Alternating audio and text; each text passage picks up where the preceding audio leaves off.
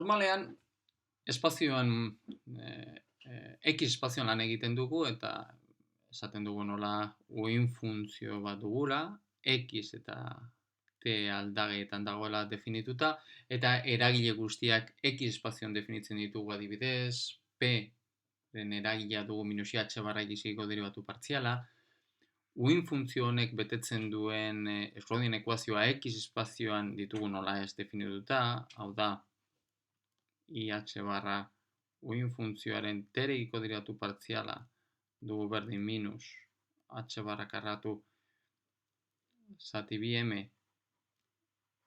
uhin funtzioaren X-eko bigarren derivatua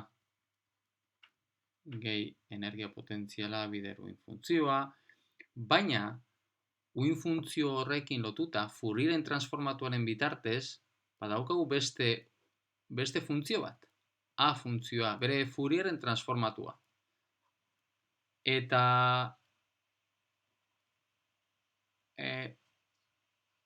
uhin funtzio honek Fourieren Schrödinger ekuazioa betetzen badu, A funtzio hori zuzenean berarekin lotuta dagoen A funtzio horrek beste ekuazio bat beteko du. Zer esanik ez, ekuazio hori K den momentuen espazioan egongo da definituta. Eta maituko dugu mintxe daukagun Fourieren transformatua. Eta eragileak ere momentuen espazioan lan egiten dugu, eragileek beste adierazpen bat izango dute. X eragileak K-rekin egongo da lotuta nolabait. Hau da, momentuen espazioan lan egiten badugu, eta orduan momentuen espazioan lan egiten badugu, orduan hortxe izango dugun uhin funtzioa A izango denukeen, horri momentuen espazioan lan egiteak momentuen adierazpidea deitzen diogu. Orduan, gure lehenengo puntua, aztertuko dugun lehenengo puntua izango da, zein da Schrödingeren ekuazioari dagokion momentuen adierazpidea? Gure izango da, aztertuko dugun lehenengo ekuazioa. Odo bestera batean izan da, zein da hau da, uhin funtzio horrekin zuzenean lotuta dagoen Fourieren transformatuaren bitartez A horrek betetzen duen Schrödingeren baliokidea den ekuazioa. Beraz, hori ebasteko, lehenengo puntu hause ebasteko, jarriko dugu lehenengo puntu hori, zer egongo da beste puntutxo bat. Gure lehenengo ardura izango da aztertzea zein den adibidez A horri dagokion ekuazio. Eta horrek honekin hasiko gara. IH barra Aren terekiko derivatu partziala. Gure helburua izango da aztertzea hori zeren berdina den. Bueno, horretarako egingo duguna izango da hemen ordezkatuko dugu, Aren ordezkatuko dugu uhin funtzioarekin lotuta dagoen ekuazio, hau da. A hori, Fourieren antitransformatua eginez, A hori zuzenean dago lotuta, honi buelta ematen badiogu, Fourieren antitransformatuaren bitartez. Da, uhin funtzioa barkatu. Hemen daukagu A lehen hitz egiterakoan, pasatu zaitez. Hau dugu Fourieren transformatua IKX dago definituta, eta hemen aldiz daukagu minus IKX. Bueno, beraz egingo duguna izango da hemen, Aren ordezkatuko dugu, hemen daukagun adierazpen hause, eta hori egitea esan nahi du, teoriko derivatua barrura pasatzen zaigula, eta uhin funtzioaren gainean bakarrik geratzen zaigula, ze bestea teren independentea dalako. Minus IKX diferentzial X.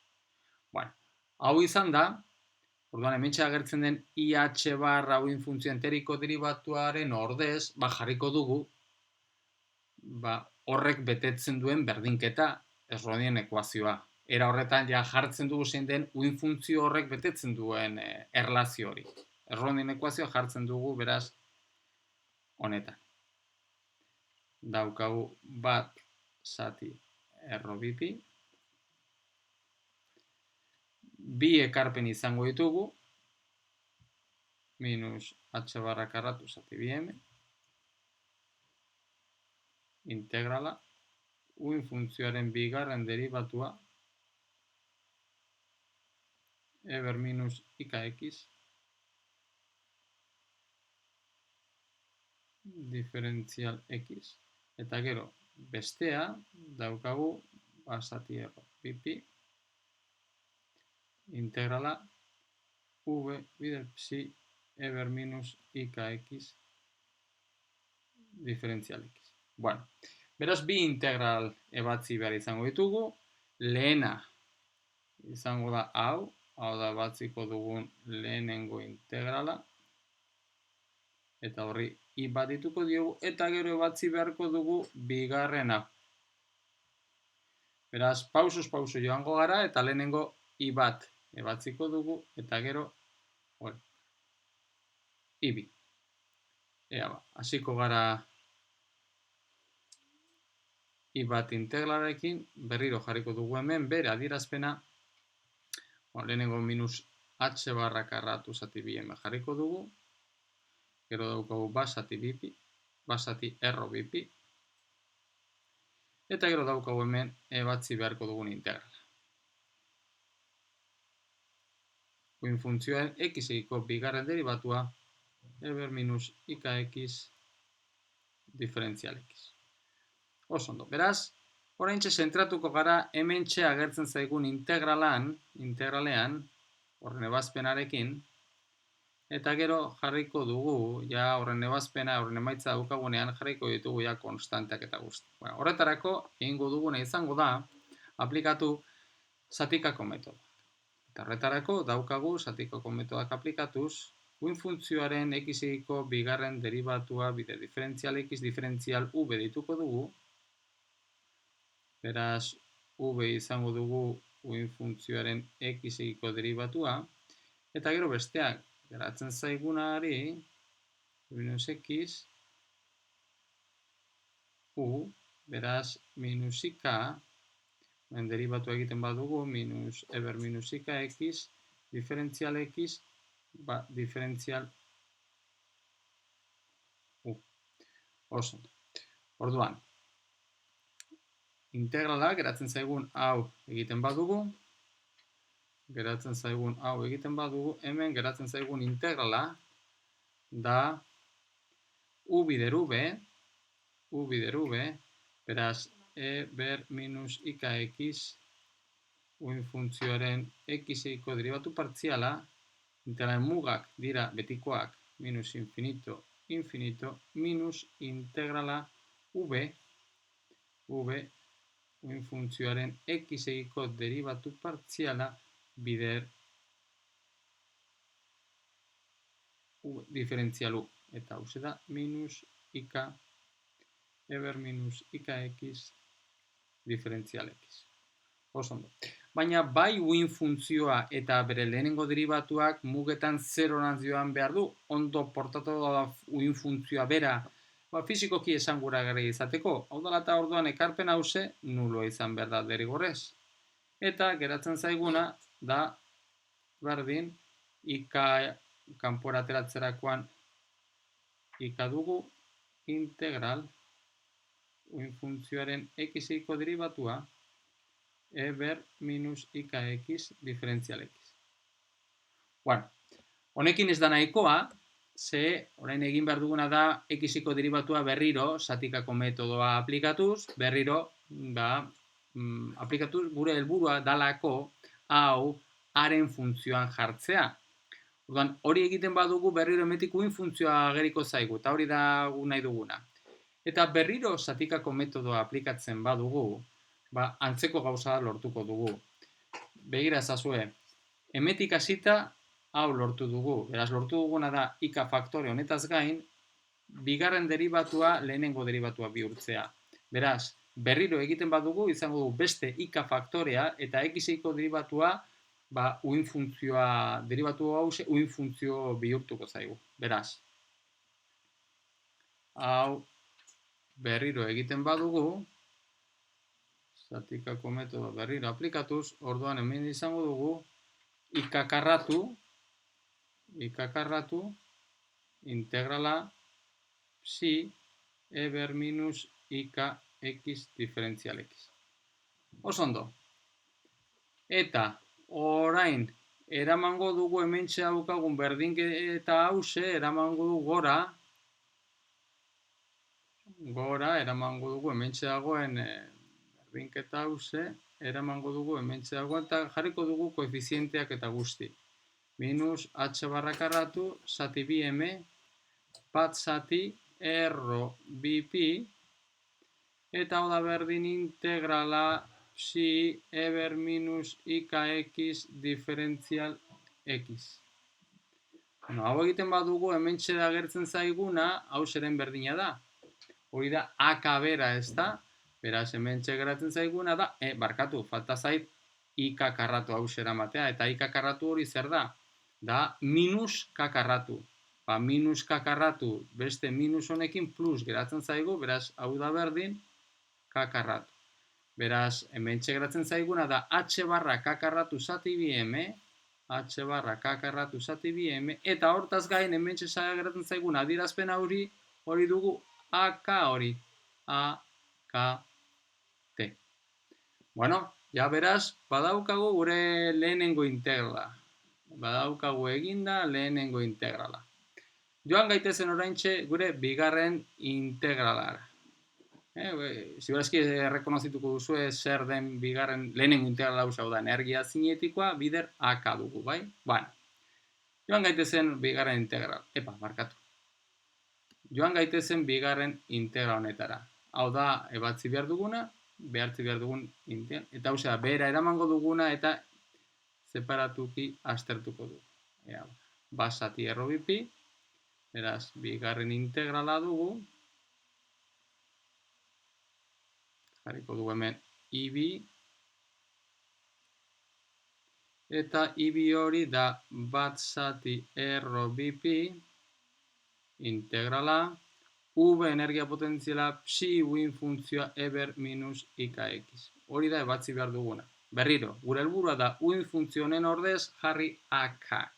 Beraz, egingo duguna izango da, sartuko dugu honen Fourieren transformatua. Beraz, hori dugu, bat zati erro bipi, integrala, v hau xen funtzioan, hemen sartuko dugu Fourieren transformatua, bat zati erro bipi,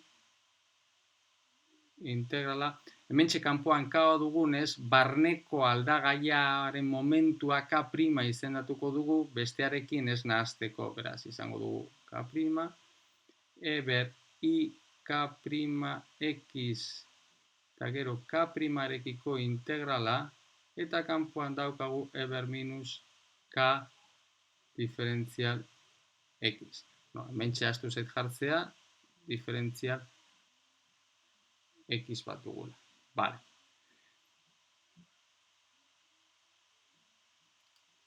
Hementxe dugu x, berreduran agertzen da x, eta bai behan agertzen zaigula diferentzial x integrala egiteko. Oso ondo, orduan, hemen oraintxe egingo duguna, dana integral baten barruan jarriko dugu, basati bipi, integrala, v hau xen funtzioan egongo dana, eta suposatuko dugu tere independentea dela, a k' t ber minus k ken k' x diferentzial k. Bueno, ikusten baduzue vx bider esponentziala hause, bider diferentzial x egiterakoan, hau da v-ren Fourieren transformatua emeko basati erro bipi hartzen badugu. Beraz, horrekin dago lotuta eta hori da kontutan hartuko duguna.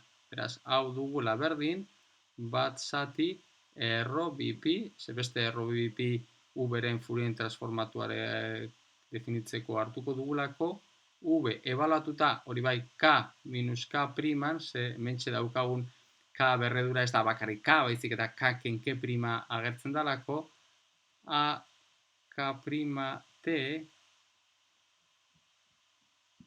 diferentzial k prima. Barkatu, emetik astu zait, ometxe dagoen k primako integral egitea. Bueno, egin dugu, ja agertzen zaigun bigarren integrala. Beraz, ja bakarrik egin behar duguna da, lotu, hementxe dauzkagun I bat eta I bi, lortu dugu I bat, daukagu I bi, gure honen berdina izateko berdinduko dugu honetara, bai? Orduan, dana behan jarriko dugu,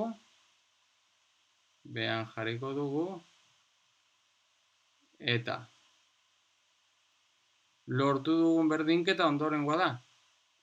IH barra A, eta hori dago definituta K eta T aldagetan T-rekiko derivatu partziala da berdin I bat. I batean lortu duguna da H barra K karratu zati bi M, bidera K eta T ebalatuta, gehi bat zati erro bipi, integrala, energia potentziaren Fourier transformatua K-ken K' ebalatua, bider A K' diferentzial K'. Hau dugu beraz,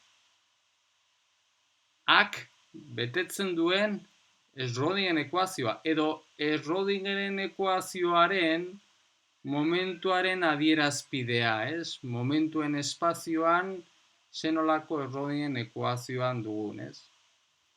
Bueno, eta hau dugu Schrödingeren ekuazioa nola aldatzen den momentuen espazioan. Antzeko gauza bat, pentsatu dezakegu eta aztertu dezakegu nola aldatzen diren eragileak ere. Zer, momentuen eragilea, momentuen espazioan P dugu.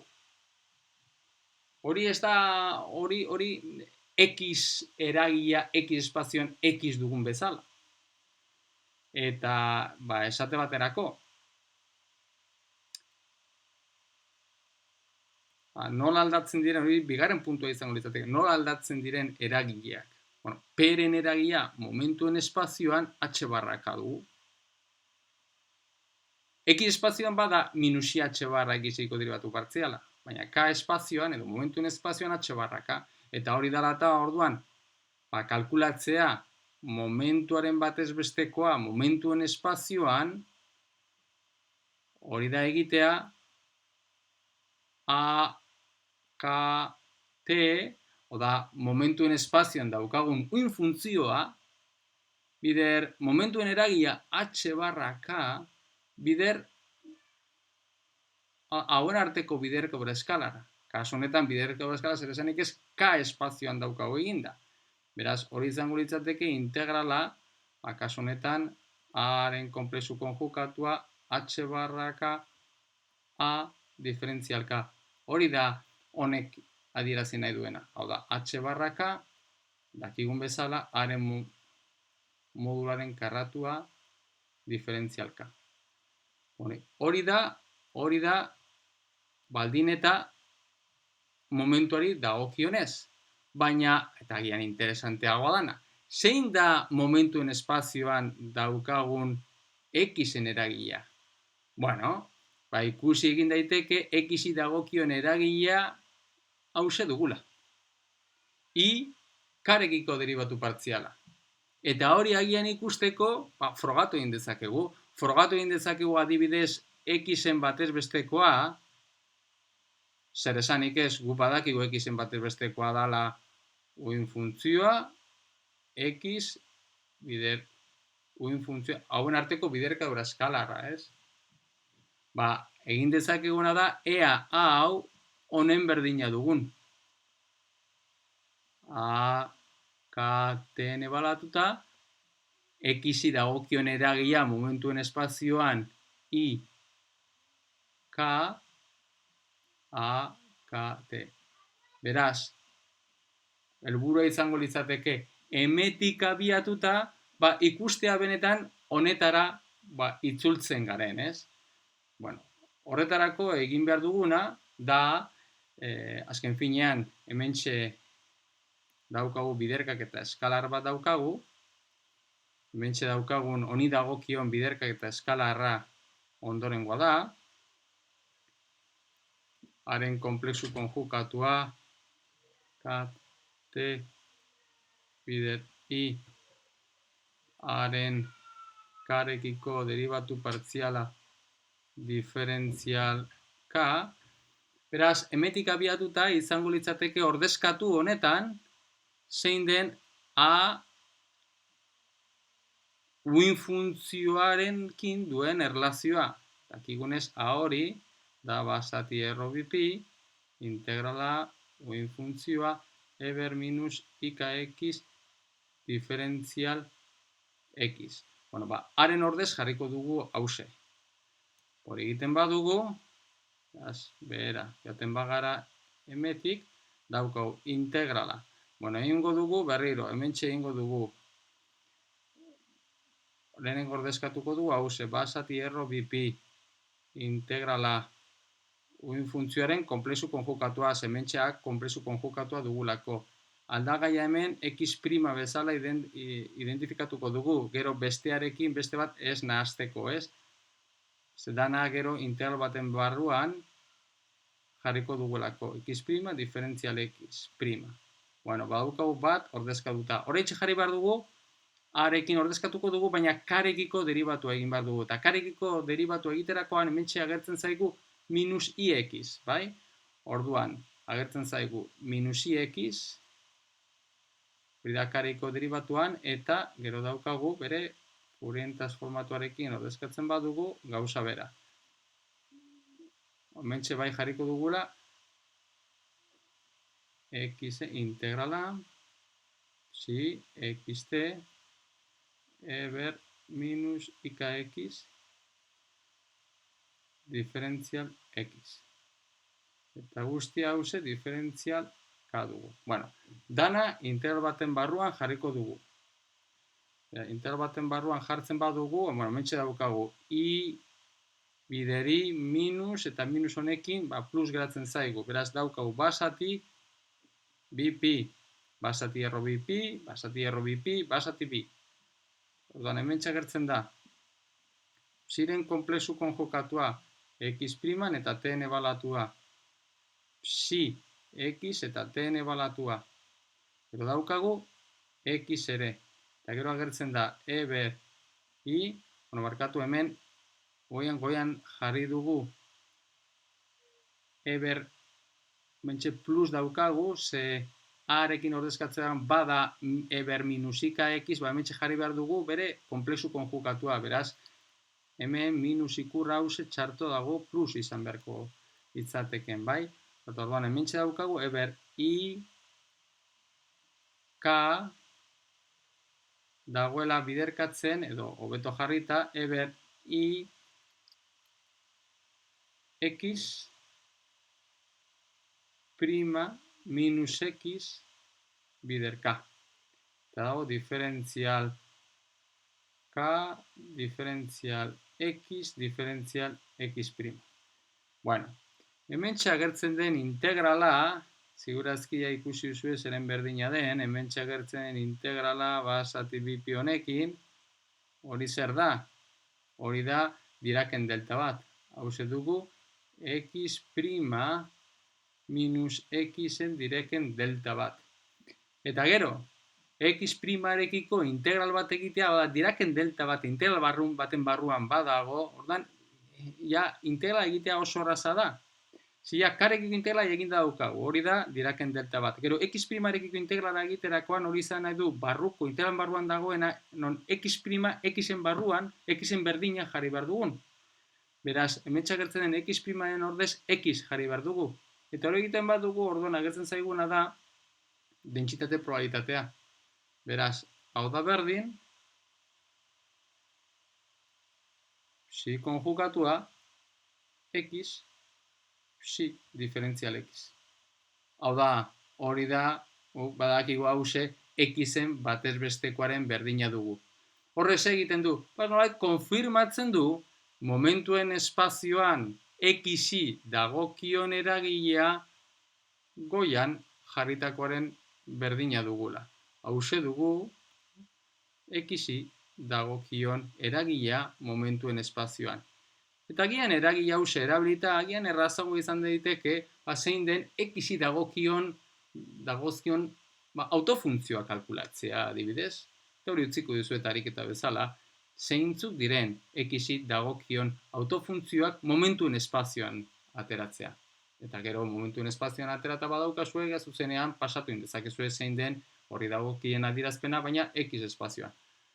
Orduan, hemen ikusi dugu nola naiz eta normalean eta gehienetan X espazioan lan egingo dugun, egia da baita momentuen espazioan lan egin genezakela.